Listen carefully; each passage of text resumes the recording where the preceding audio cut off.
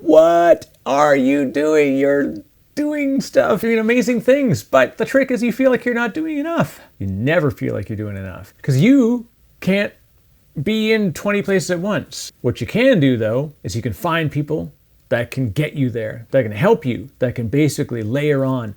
On top of that, you can learn about how to do that from somebody who's done it. Whether your business is wanting to grow from the app up or you want to scale yourself, take on that side hustle, make it your main hustle, this is a really, really great conversation. This is Justin Esgar of Virtua Consulting, and you are about to watch a great show.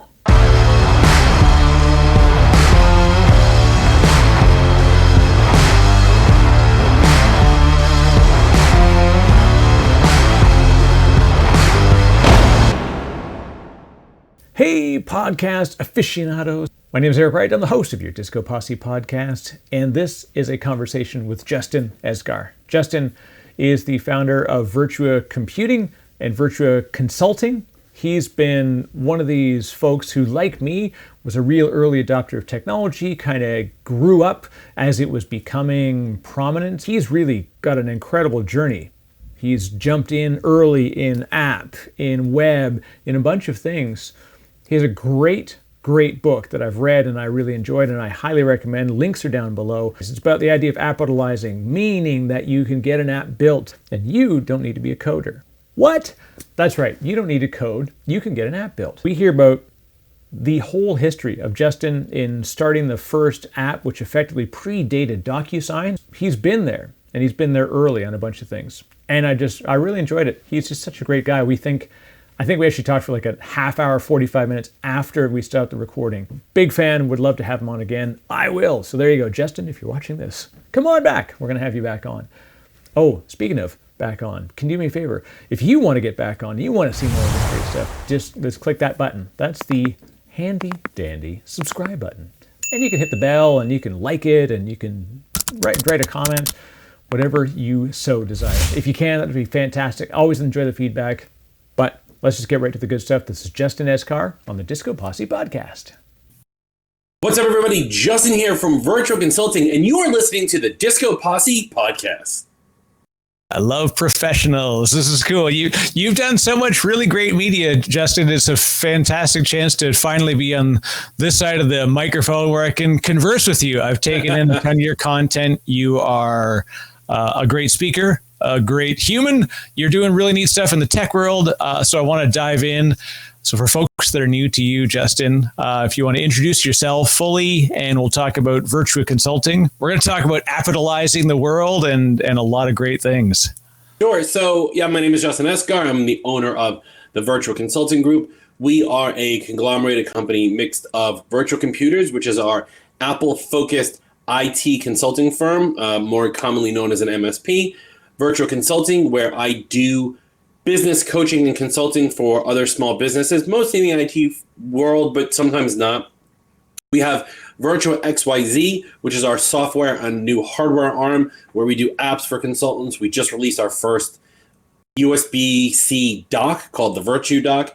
And we have Virtua Conferences, which hosts our annual ACES conference, which is all about the business side of IT consulting, as well as our mastermind program, which is our year-long learning program. So a lot of things happening all right under that same title. So how do you fit it in? Good golly. It's first of all, congratulations on the breadth and the success that you're getting in the ecosystem. It really, you've got such a great energy, which I imagine you must have to pour into all of these things. So where did it all begin? So, I mean, I've always been into technology. You know, I got my first Mac when I was 12. I got my first Apple computer when I was 5. I mean, I've told this story 1,000 times. I went to Florida with my mom, as good Jewish families do, from Long Island over Christmas break. And I come home, and on the dining room table is a brand new Apple IIc that my dad spent like $12,000 on. And whilst my parents were arguing about the price, I found this thing fascinating and got into it. And I've always been into I've always been into technology since then. And, you know, I've always wanted to start my own IT company ever since, you know, growing up. Steve Jobs was my idol. Bill Gates was my idol. You know, I wanted to be like them. I wanted to be a giant. So over time, I started getting into coding. I did a little bit of web development. And then in 2004, I was looking for a job. I'd been out of college for a couple of years. Not a great market. I mean, I guess they say that every year. And, you know, I ended up landing a job at an Apple consultancy in New York City. And the guy who ran that company wasn't that great of a business person, kind of. And then he sold it to another company and things didn't really work out. And so in 2008, I started my own company called Virtua Computers. And that's how I got started with everything, right? From there, things happened. So I released my first app called SignMyPad in 2011 when the iPad came out and the introduction to the App Store. And that came out because at Virtua Computers, we were doing these like paperwork tickets where I would go on site to a client, I'd give them a copy, they'd sign a copy, I'd take it home. And I had a studio apartment in New York City that I paid enormous amounts of rent for a very small space. And it was being taken up by all this paper. So one day I was playing on the iPad and I realized that I can draw my signature on it. That led me to lead into building SignMyPad. Building SignMyPad and starting to do apps got me on some of the tech conference circuits talking about my experiences of, you know, being an app developer without actually knowing how to code. I outsourced everything. And that all formulated and turned into Capitalize on Your Idea. From there, going to conferences, I realized that all the conferences were tech focused. Here's how to deploy a printer to 500 computers with 3 keystrokes. And I'm like, that doesn't resonate with me when I have 20 clients, none of which have the same printer. Also, printers should die. So exactly. Like somebody, side note, someone told me this the other day. They're like, we have now sent more people to the moon in like the last year. Like, why can't we just make printers work? Like, like how is that? If Elon and Jeff Bezos put money into printer technology, like the whole thing would be solved. Okay, so because of that, I realized that there weren't any good business-related conferences. I've always really been into the business side of things. And when I did start my company, I was doing things the way my old boss did. And like I said earlier, he wasn't that great of a business manager. So I would go to these tech conferences and I would ask other consultants and people I knew at the conference, like, how do you do tickets? How do you deal with clients? How do you do marketing? And like, no one knew. Nobody knew the answer. Nobody knew what was popping and stuff like that. So I was like, well, there's something for me. And so we started the conference. And then from there, that grew as well. So like all of these things kind of all stem from the same. And I always give it all credits back to my dad in 1985. So love you. And that's kind of just how the whole thing happened. So isn't it, first of all, one of the most fantastic story, and agree with you wholly on the, we should say RIP printers forever. I love the Apple story because I remember it as a kid, like coming home from school. And why was it the dining room table that was always the place where it landed? Like like the kitchen was. Offices weren't a thing back then. That's right. Yeah. Nowadays we have a dedicated workspace and a second workspace and a rec room. Yeah. So it was, and I remember that moment of doing, like, not even knowing what to do with it, but just knowing that, like Lisa, I could draw a picture on it, right? Like it was literally that visceral of an immediate understanding of how to use this for something that was fun. And then from there started to program and do neat things. It was wild to see how quickly it just set in. I find it funny that, like, as a technologist, you know, back in 1985, we used to get some magazine that had Apple Code or whatever it is. And like, that was the centerfold of this magazine. You're like, oh, what was in, you know, hey, what was in your, you know, you're a young kid, you're a young boy. You're like, what's in your centerfold? And it was, oh, mine's lines of code that I'm going to type into a computer so I can play a crappy video game that probably won't work. Right. That kind of stuff, like, it just amazed me that, like, this simple thing, like a keyboard could, you know, put pictures on a screen, or you can play with. Remember the turtle? Like, I don't know why this came to my mind. You said drawing. Remember Turtle? Turtle on the Icon computer was when my school was one, and and that was it. It was, you know, right 45, forward 1, back 1. Yeah, I haven't thought about that in a while. That's a good memory. But it's funny that it very much relates to now. Like, that was consumer centric. Clearly, Jobs' vision was putting an Apple in every home, not even at that point thinking of in the computer. And yet here we are today, and it is. I'm on a MacBook right now. I use an iPad for work. I use an iPhone for work. All my development team uses Apple hardware. So while it seemed like it was the home machine and it's great for audio, video, etc., it's a fantastic work computer for, especially for programmers and web developers. But now I'm seeing more and more just straight up business folks that are carrying around a few less Dell XPSs and a few more, MacBook Airs and MacBook Pros. And you're finding how have you seen it? The IT guys are gripping on with deep life. That's right. Don't know. Macs are garbage. Get a Dell. Like, here's how I look at it. Honestly, like, I don't care what you use because everyone's going to the same crappy internet. Like the garbage and the filth that's on the internet can be accessible from either platform. The question is, do you want your computer to get a virus from it? Get a Mac. That's how you get it right? I mean, the big break point obviously was the fact that software, like when Microsoft didn't want to do Office for Mac way back in the day, and they pulled out, and then they did that whole thing where like Gates was above Jobs, and when he came back and all this stuff, like that was the marker for other developers to not make Mac apps, and that's always what has trailed the Mac in terms of sort of thing of like exposure, right? Getting it out there into all these other businesses, because like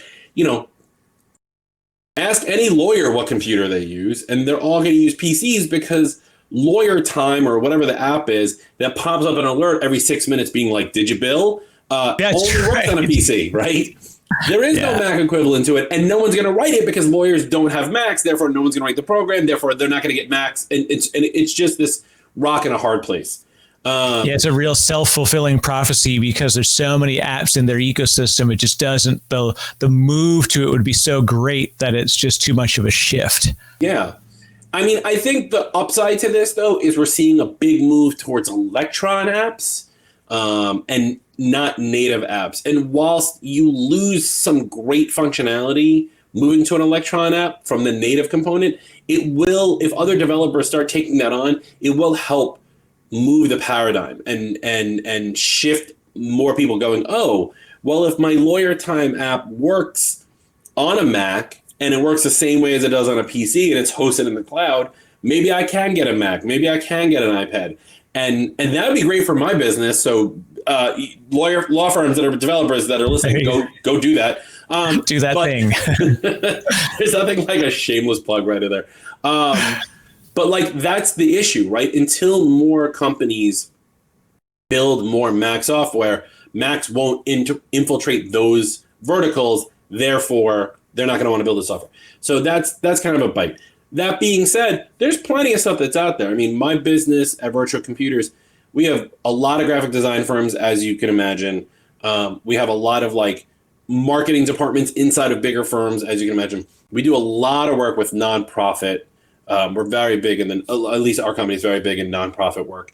And then what's funny is how we have like one-offs. So like we just picked up a medical firm, and we have a doctor's office here and there, and we have I'm like trying to think of like who we have over there. We have a school that we take care of, So like there's a couple places where it does fit in, and it's growing.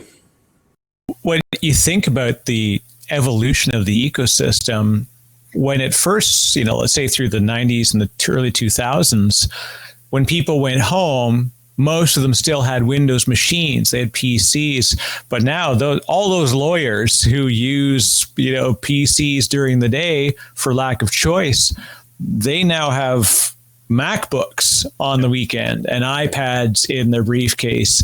So it is definitely a huge, I think the shift it's meant to arrive. It took a long time for things to happen in other areas of computing. So we'll see how it goes. I have a really funny lawyer iPad story, though. So when SignMyPad was in its heyday, I have a friend who's a lawyer in Miami, an ex-girlfriend actually, who was in court, and opposing counsel was like, hey, you should see this app. It allows you to sign like affidavits. And it was SignMyPad. And she was like, oh, my. And like I dated this girl in like the beginning of high school. Like, it's not like it was like a very solid relationship. But she says something akin to like, oh, my ex-boyfriend made that. And he goes, and the other lawyer goes, oh, you made a mistake. You should have stayed with him. She's like, I'm a happily married person. Like, no, I'm good. You know, but like, it's just really funny to see how the outreach worked. But for lawyers, you know, iPads are definitely the place to be using it. And, you know, controlling all that stuff, getting all your data on there. And that's kind of what led them into going, you know what, maybe I can have a Mac at home, even though I can't bill, you know, every 2.5 minutes or whatever their crazy billing is. Well, and it tells you even in finance, this is an area that I was really deeply entrenched in, was doing IT support. And like the marketing team had Macs. And then that was it. The development team came in and they started to bring in Macs, and it really kind of twisted things up, because then you'd have apps written on Mac that then deploy onto Windows servers. And I learned a lot about that world as a result of supporting developers.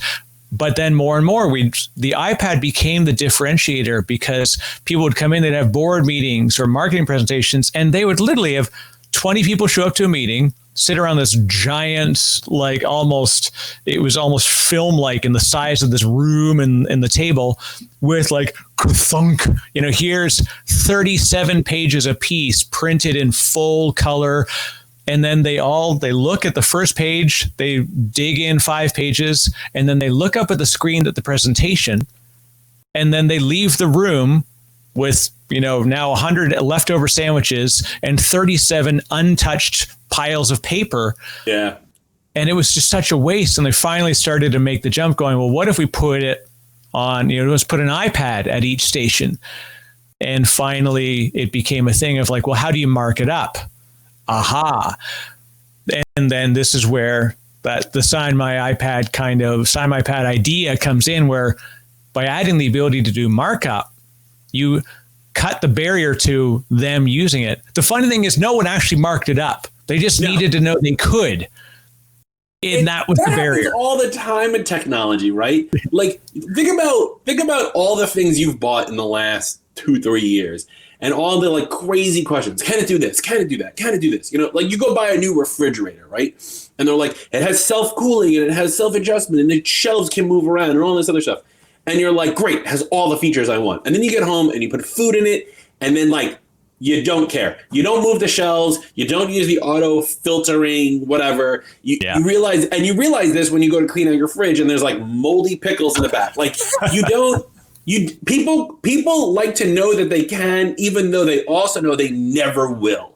And I find that part of human intrigue, like it's so amazing to me. Just like, and I don't get me wrong, I do it all the time.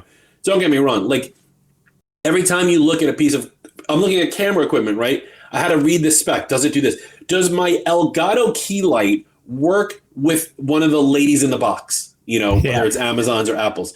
Oh, it doesn't? Well, I don't want it. I want to get something else that does. I'm never going to go, hey, Siri, turn on my lights, right? Yeah. Don't you start, phone. But like, that's the thing. Like, can it? Yes. Will I ever use it? No. Why do I need to know that small piece of information? That's an amazing thing that humans just love to do in general. Yeah, even when I was picking, I recently bought a new camera rig, and my wife had a Nikon DSLR. It's like an older one, you know, and I was using it instead of a webcam, and I was like, okay, I'm time to treat myself. And so I looked, and I'm a little weird. So I looked at Blackmagic cameras instead of Canon or Sony or whatever. And the thing I was torn by is 4K versus 6K. The 6K is a little bit more, but the lens came with it. So in the end, it would be about the same price. But then other accessories, I started to like weigh all of the secondary options, which is what really costs money in cameras. Okay. And just like this story you said, right, is I was stuck with this idea of, and I actually talked to a good friend, and he says, so what are you sending? What are you doing with this video? I'm like, well, I'm going to do some B-roll, fun stuff. I'm going to mess around a bit more with real, legit video work. But, you know, in the end, it ultimately goes up to Vimeo or it goes on to YouTube. He's like, yeah, they don't support 6K, so save yourself the money. He's like, in 5 years when they support 6K, you can buy a 6K camera. He says, because it'll be cheaper then. I was gonna say, like, I want a 4K camera so I can display in 720p. Like, Right. I mean, I have a Panasonic, I have a Lumix. Oh, nice. Right? Yeah. Yeah. And I built out this whole rig, and I know this thing could do 4K, and I know anyone who's watching me right now, isn't, this is 720, maybe 1080p. And photographers and videographers will say, no, you got to record in 4K. It makes it smoother, and you can edit, do whatever.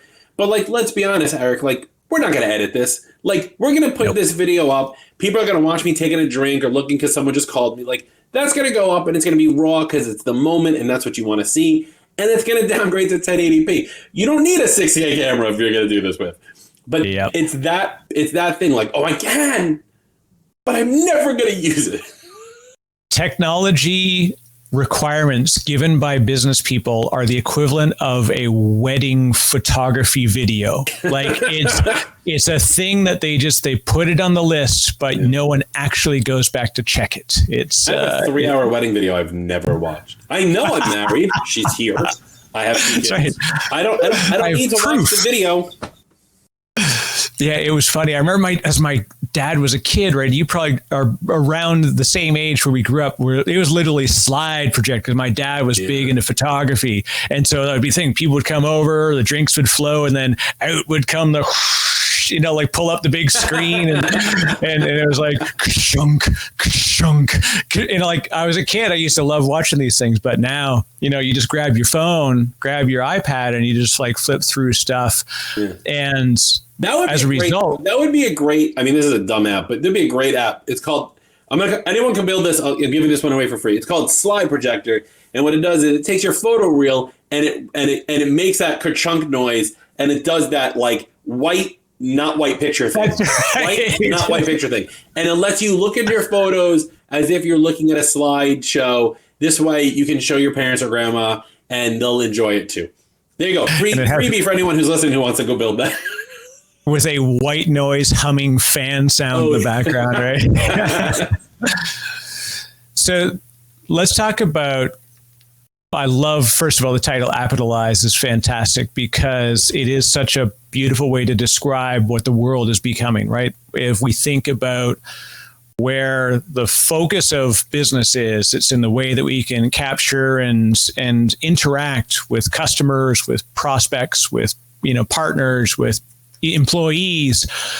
And so the app ecosystem really spawned this new idea. And what really became an immediate barrier was the wall of, well, now I need to learn how to do Objective-C app development. And then there was React Native that is more recent. And then there's other native style apps. And then what was it? The Apache Cordova, which was, again, meant to be like a cross-platform. But in the end, all this stuff is being done so that we could effectively appitalize our world.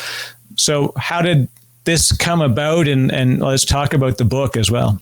Yeah, so when I was doing those conferences at the very beginning, I used to do a presentation called How to Succeed in the App World Without Really Trying. And so for copyright reasons, I couldn't call the book that. So basically, I took the concept of the 4-hour work week and translated it into this. So the book it's 100 pages. It's not even like a book. It's like a pamphlet. If you can read well, you can be done with this in like 20 minutes and be a genius, right? But what I do is I cut through all the foo-foo BS and I explain to you literally the steps on how to start any business. And I use apps as the platform of the book. Now, keep in mind, I wrote this book in 2011. It's 10 years later, and everything in the book still applies. Like, maybe the wording is slightly changed, but it's literally like how to come up with an idea, how to protect your idea, how to build a WordPress website and add WooCommerce to it, how to sell your idea, how to hire interns and get college students who don't have a job to work for you for free, which, by the way, has worked great for me, and how to get it out there. So all of that kind of fell into it. A lot of the book talks about outsourcing. I'm a big believer in outsourcing. I still do outsourcing. I cannot code. I can barely read or speak English.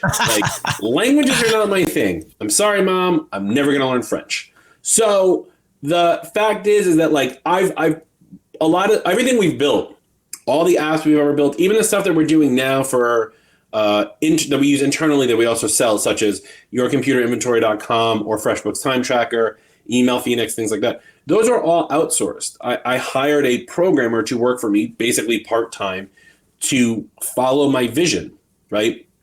I go to them with a plan and say, this is what I want to build. And I listen to their expertise on what can be done, what can't be done, how. And I've obviously refined that whole process over the last 10 years. Now I have a really good programmer who now lives in Tampa, Josh. And we use a Notion board to like translate what's going on, and we'll have calls and talk about things and stuff like that. But back when I first started, it was me, sending a flow chart to my programmers in India, and said, make me this. And they did. And that's what SignMyPad basically was when we first started, right? And I mean, there's downsides to outsourcing, obviously, whether you're outsourcing within the United States or outside. Doesn't matter, because whoever you're talking to is not you. So you have to be able to express your ideas in such a way that they will completely understand them and be able to give you feedback on. The downside with working with outsourcing to companies outside the United States, or at least in my personal opinion, is that no matter how well you express yourself, there's going to be parts going to be lost in translation. Right. Whereas my programmers in the United States, I've always had a better result with them, but that comes with a cost, right? So there's goods and bads. So I did this whole presentation about, I made $80,000 in a year selling SignMyPad, and I only work an extra 4 hours of work a week, and blah blah blah, whatever. And all of that is really what stemmed out. And I did it in like a 5-minute presentation. It's on my website. But I did all of that, and that's what stemmed out to become this 100-page guide on how to start any business. And it doesn't only have to be apps, right? Like, you can outsource literally everything. You can outsource accounting. You can outsource graphic design.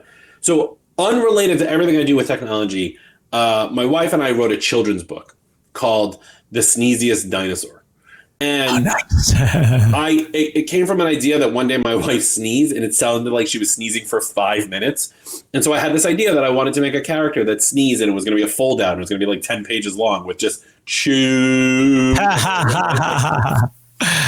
And so my wife has a job. She's busy. I have a job. I'm busy. And we only have like a rough outline. So I went to Fiverr, another great website where you can outsource people, and I paid somebody a certain amount of money, and I had them just illustrate the entire book for us. Yeah. Gave those illustrations to my wife, who does a lot of graphic design. It's not her job now, but she does a lot of graphic design. She put the words on it. We sent it to Amazon, KDP, the Kindle Direct Publishing, and book. Now it doesn't have the fold out like we like, because you can't do that with KDP, but like, now I have a children's book, and I have ideas for the sequel or whatever it is. But that has nothing to do with technology, and I use the same processes here, right? I outsourced the hardest parts to it, which are doing all the graphics and producing the actual book, right? Amazon KDP, if you order it if you go to Amazon.com and you look for it, they will send you a soft-covered book, and it will have all the graphics in it, and they will print it and bind it and send it to you. I don't have to worry about any of that stuff. Right. So on-demand goodness. Yeah. I mean, that's that. So as I'm saying, like, you can take these concepts from Capitalize, literally apply them to any business, and they will work. What the hardest part of Capitalize is chapter 1, and that is coming up with an idea. Because I can't say how many people have come up to me. They're like, "Yo, I got a great idea for an app," and I'm like, "All right, well, here we go again," And then they're like, "What if the app farts and then burps?" And I'm like, "Get out of my face. Like, shut up." Everyone wants to be the next Yo, or like whatever. Like, they're like, there's some dude, made this thing like, okay, I get it that there's like, you hear about these stories of Flappy Bird and like these funny things that someone made $1 million in 30 days. Like, yeah, no, that's very, very rare. Yeah, I was like, "Oh, I got this great idea for an app. It's gonna be a social network, and it's gonna be better than Facebook." I'm like, be my guest. Like, don't come at me with that, right? So, but you can ideally come up with a good idea, and don't get me wrong, it takes a lot of time to come up with a good idea. I have plenty of bad ones, and and then move that all the way through. Even we just released our first dock, right? We're pre-ordering our second one, but we're doing our first one right now called the Virtua Dock. It's a 15-in-1 USB-C hub. Oh, sorry, dock. It's got a bunch of different ports, all this stuff. It's got QI charging on the top. Virtua Dock, love it, right?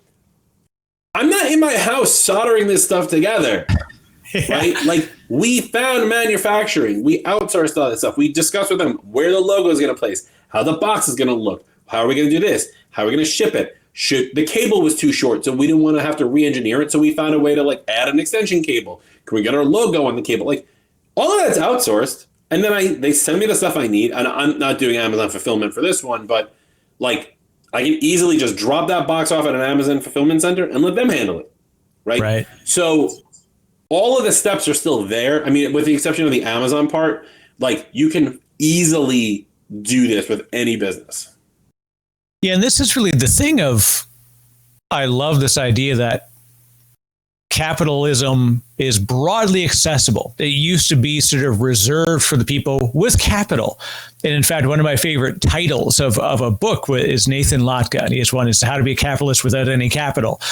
And it goes through sort of like, it's like a 4-hour work week style, you know, similar to sort of what you're talking about here, but not at all on like managing the flow, managing the product, and actually building something.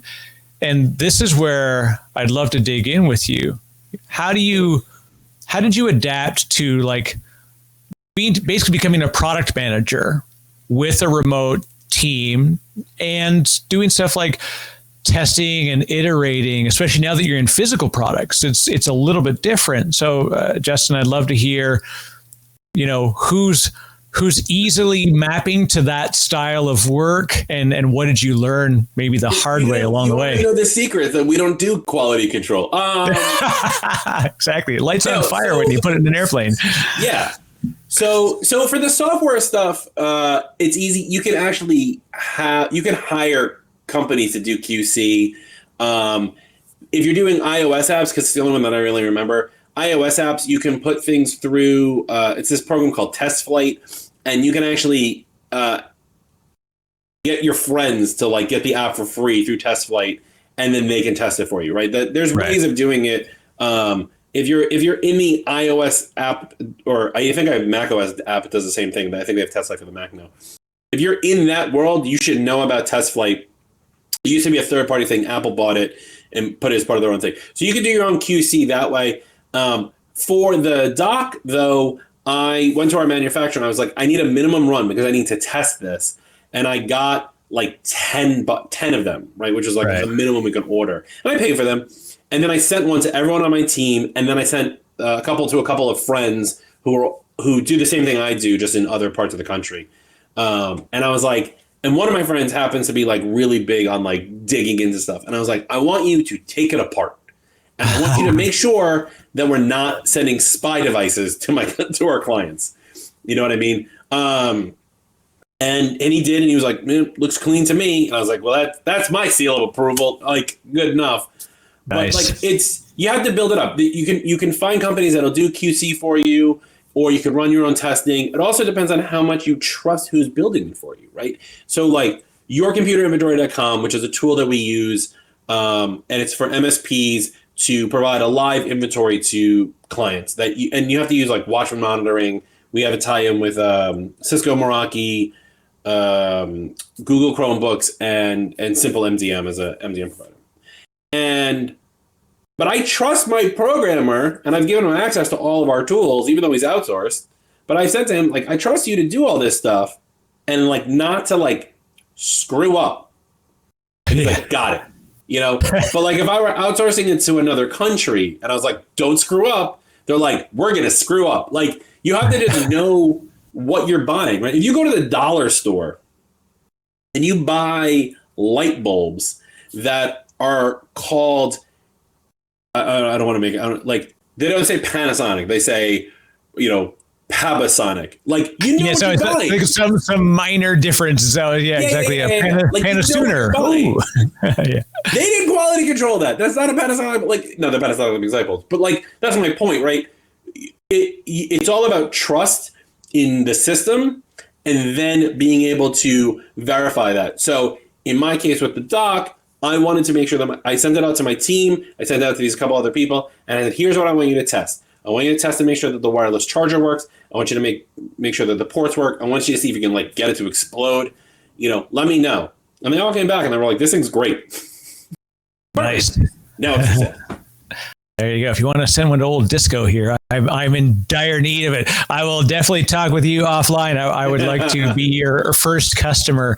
Happy to pay for one of these, because I tell you, the Apple ecosystem they are truly the hippo with a bunch of those little tiny birds sitting on their back. And it is both the app ecosystem, which is fantastic, as well as just the dongles and the hardware. And they have really empowered people to do it, because they're like, look, Etsy is loaded with people just doing like silicone wrappers for your ear pods. Right. There is always a possibility. And this is what I love again about your approach is like, we have to come up with an idea and then going through the flow of how do you validate and this hypothesis. And I think that's really where most people get stuck. Like you said, everybody's just like, I got this great idea. It's a dating app for left-handed landscapers. Great, right? It's a niche. They always say find a good niche, and I know 3 left-handed landscapers. So I already know my first beta. But then to just that the first hurdle is there of like, I don't know how to do it, and what are the models that you use that allowed you to go into areas where you were unsure that now let you effectively write a playbook that you can use? Yeah. So when we first did SignMyPad, I didn't really know about outsourcing. I had this idea and I know what to do. At the time, my wife was working for a print company and they were getting website work. And she introduced me to a website called guru.com. Where she hired a programmer to do some web work for her company. And I was like, and she's like, there are programmers on there. Let's go look and see. And I didn't know anything about it. Remember, this is 2011, right? Like the App Store had just come out. Right. Xcode wasn't even really flushed out, right? Like you didn't know what language was being written in. And all I was able to do with her was we came up with a flow chart of exactly what I want things to do. I want this button to do this thing. I want this. If they tap here, I want it to do this. And it was very simple. When the problem started is when I started adding a lot more stuff to it or not really documenting or writing it out very clearly for people. Now when I come up with new ideas, especially software, I always have to flowchart it because that's the best way to explain it to somebody else. So, but once I knew about guru.com, then I started diving into the outsourcing world. Then I found out a bunch of other ones, right? So Fiverr was new in the market. Now I don't use Guru as much. I use Upwork for a lot of my programmers. Actually, If you go to our YouTube channel and you see any of our most recent videos, I found a video production person on Upwork.com. I love her, Jenna. She's the best.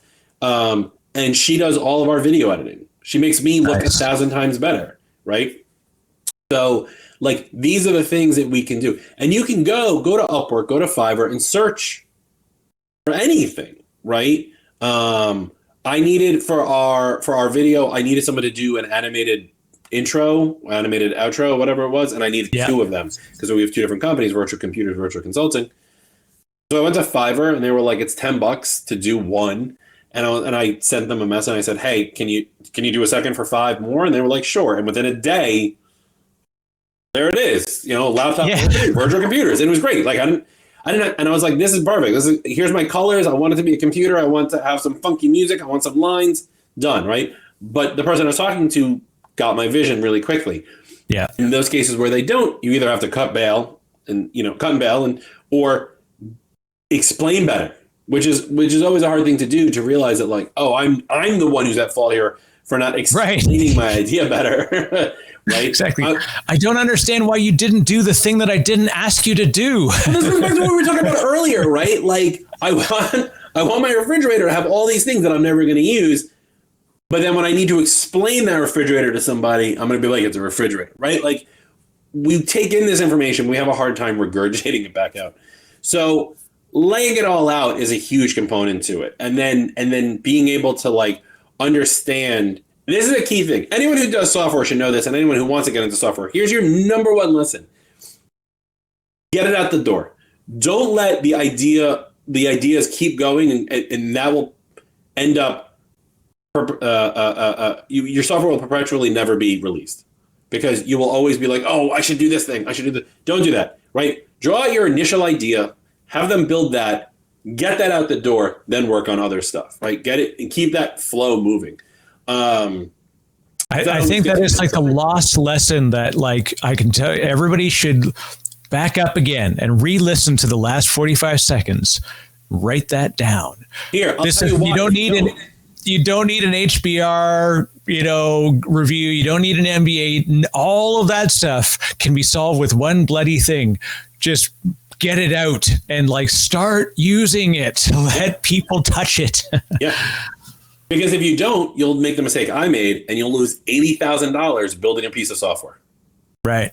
80 grand I dropped on a piece of software that we were a year late because I wanted this one thing to work. It took multiple programmers. It took 7 months longer than it should. And then I sold one copy for $149. I could have had a jet, but instead I built this piece of software that didn't work. So like, you got a page of the book too.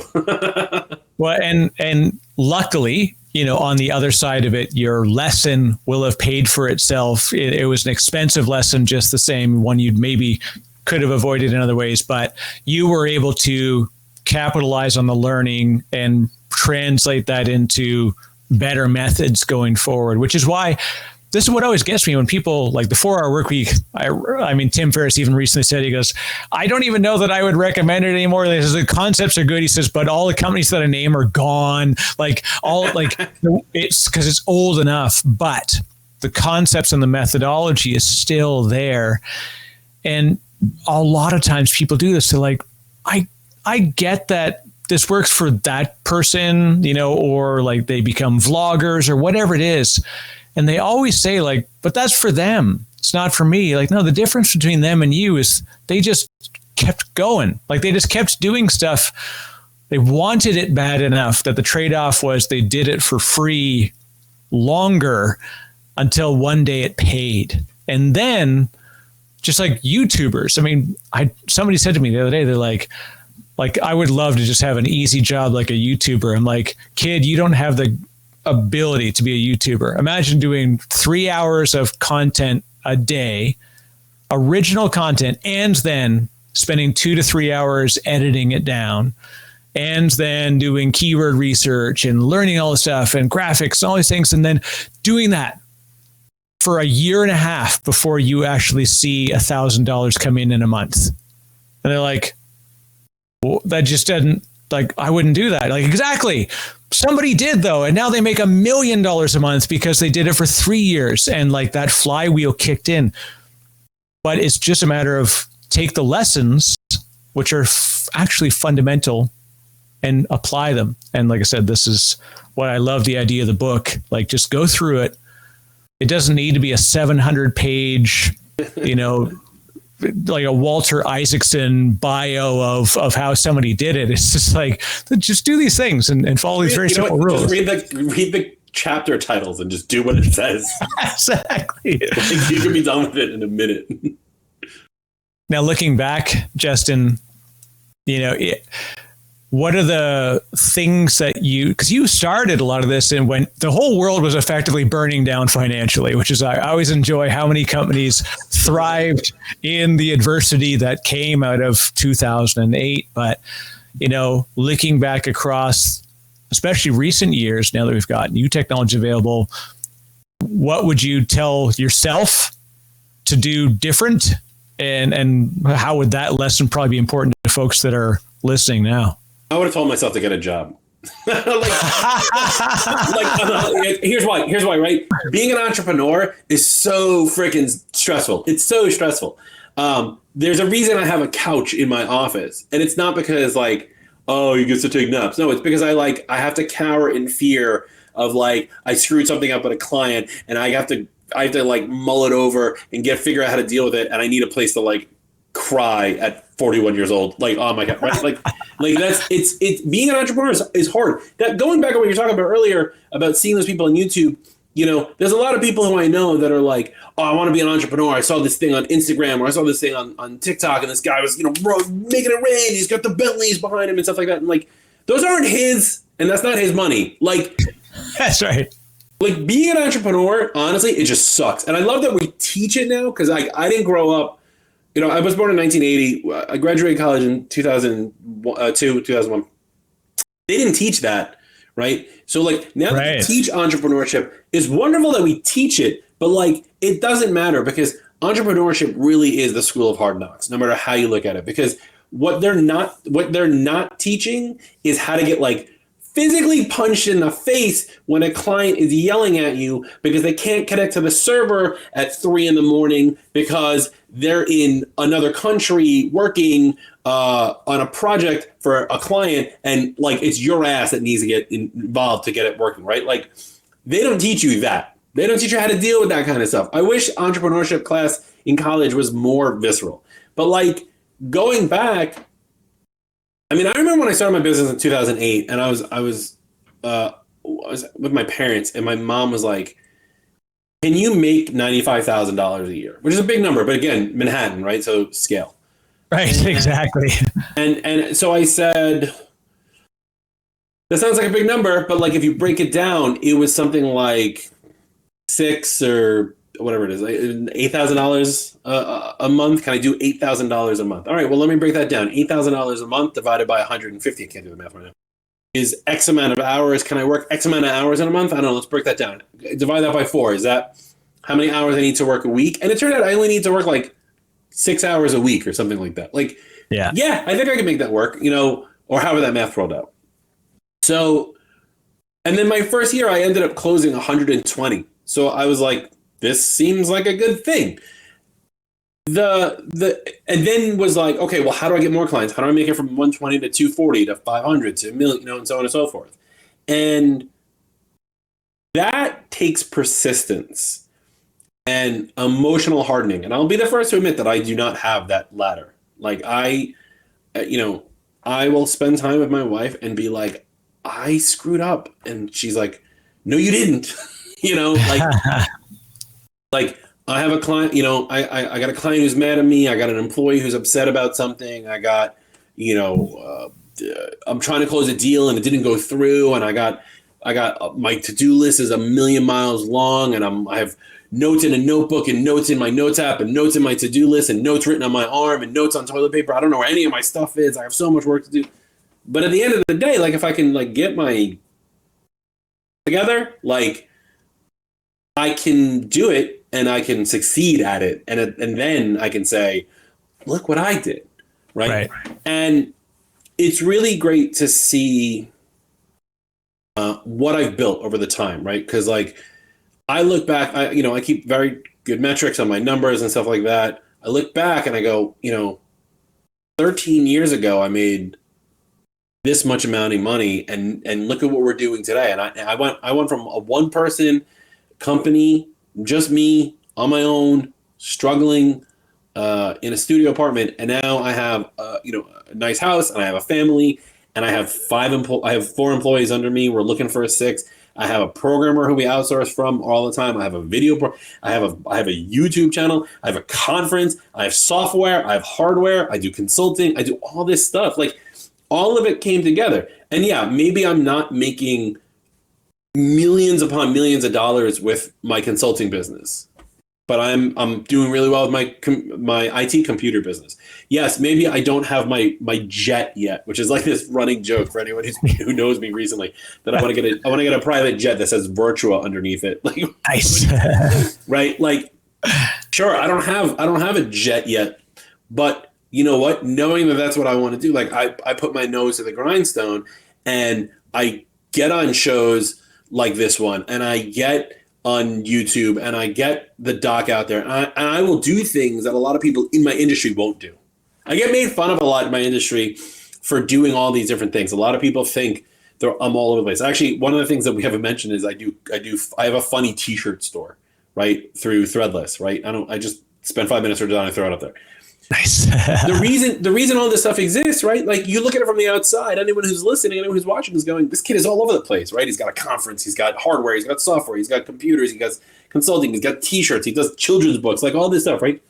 But maybe not the children's book, but all of it's connected. The way I look at it from my life is that it's a wheel with spokes, right? Like a 1900, like a 70s Cadillac wheel, right? With all the lines coming out. Nice. Yeah.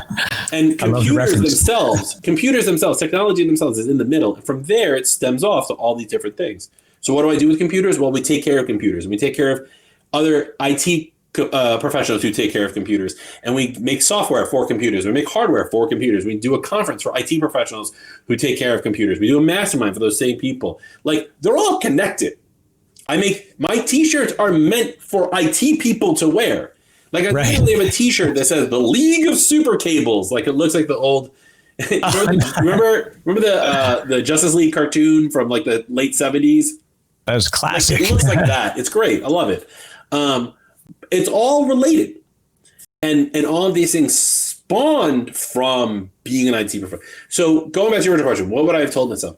I would have told myself 13 years ago, like, you can do it. Stop beating yourself up over things.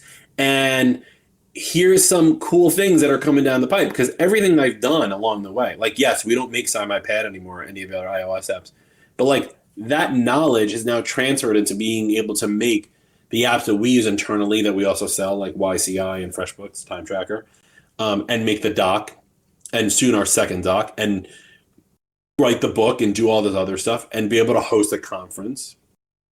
All of that stuff stems from one thing before. So it's just take those little steps, take risks. The people in my industry, like, they don't like to take risks. They want to fix a computer. They want to go home. That's cool. I'm happy that you want to do that, man or woman. Like, you want to go home. You want to take care of someone's stuff. Go home, have dinner, pet the dog. Cool. That's not who I am. And if that's not who you are, then take advice. Push the envelope. You know, just because Apple says like this doesn't work or you can't do this doesn't mean that's true. Just because Windows computers, have problems doesn't mean that you can't do something to make it better or make a piece of software that's going to make your job easier, that's going to make you more of a superstar for your clients, which then those clients will tell other people, and then you'll get more clients from, you know what I mean? Like, there's a lot of different avenues you can go with it. I could talk for 7 hours about this, and at the end of the day, people will walk away with one takeaway, which is you just got to push the envelope. Justin, I could talk to you for all of those 7 hours and enjoy every second of it. This is really great. We should do like one of those Jerry Lewis style, like webathons. That's right. But it is the power of the creator. Whatever it is, we call them entrepreneurs, we call them, whatever they are. It's fantastic, and you've proven out the value of your approach. I've got a huge respect for you and what you're doing, and I'm definitely going to send as many folks as I can your way. So, Justin, for folks that want to get connected, what's the best way to do so? Just go to virtuaconsulting.com. From there, you can find all of our businesses. You can find the doc. You can find the T-shirts. You can find the conferences. You can find IT. Go to About. You'll find me. You'll see all the podcasts I've been on. You can reach out to me that way. Everything's at virtuaconsulting.com.